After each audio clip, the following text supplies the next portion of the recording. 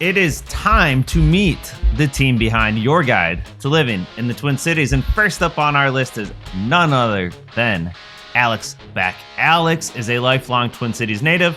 He grew up in the northern portion of the Twin Cities in Blaine, Minnesota. And you know, Alex he loves real estate. He loves being a realtor, helping people find their dream houses.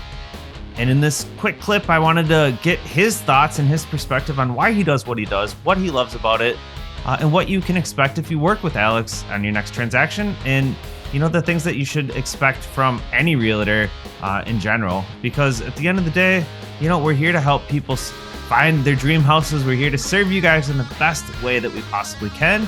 And if we don't love what we do, you're not going to love working with us. And, you know, Alex absolutely is a shining example of do it for the right reasons, love what you do, and help people to the best of your ability. So enjoy this quick interview with Alex on why he loves what he does and what makes him so great to work with.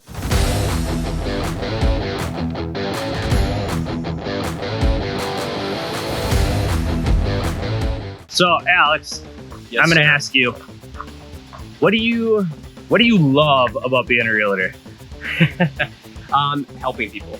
It's the communities and the people that you get to impact on a day-to-day basis and the positive change that you get to make in people's lives. Because real estate transactions, buying a home, selling a home, they're some of the biggest transactions that somebody will ever do in their entire life. Yeah. And that comes with a lot of responsibility, a lot of stress for the clients. And if we can provide clarity, if we can provide our expertise to make the whole process as smooth as possible, and just make sure that you're happy and just you feel that this process was a positive experience, that's what I love creating for people. So do you have an example of one of your favorite experiences doing this? I'm putting him on the spot, by the way. He didn't know I was going to ask about this. No worries. So I did have a family that I was connected with who they were going through, they had moved up here to be close to sick parents who were going through hospice. A really tough situation. They kind of moved up here on a whim with their kids. They couldn't quite afford to buy a house when they got up here, so they needed to do some credit repair. We had them on a credit repair program for about 6 months. The kids or? No. So these are a couple with a couple of kids, and then their parents were sick in hospice. Okay. So, and when I met them, I didn't know the entire situation. And the more I got to work with them, the more I got to know them and their situation, who they were as people, and to really just understand that I needed to help them in this moment of need. I needed to put them in a good situation so they could be happy, they could focus on the things that really mattered, which was family.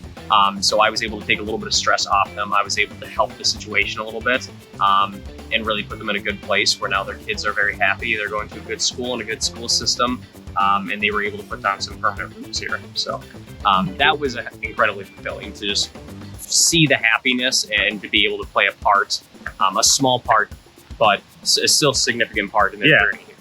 What is the most stressful part of the job? There's a lot of things in real estate you just can't control.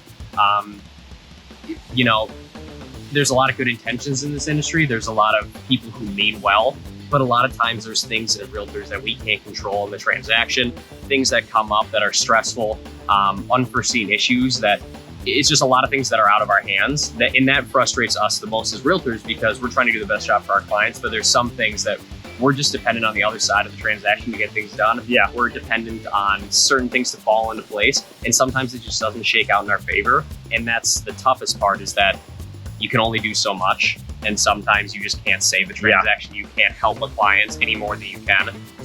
So those are the kind of the worst parts, is when you feel like you don't have control of the situation. See, here I was thinking he was going to say, I hate, you know, picking up the phone and hearing no over and over, or rejection, or finding clients. Turns out the thing that frustrates you the most is not getting your clients exactly what they want. Yes, absolutely. Well, there you go.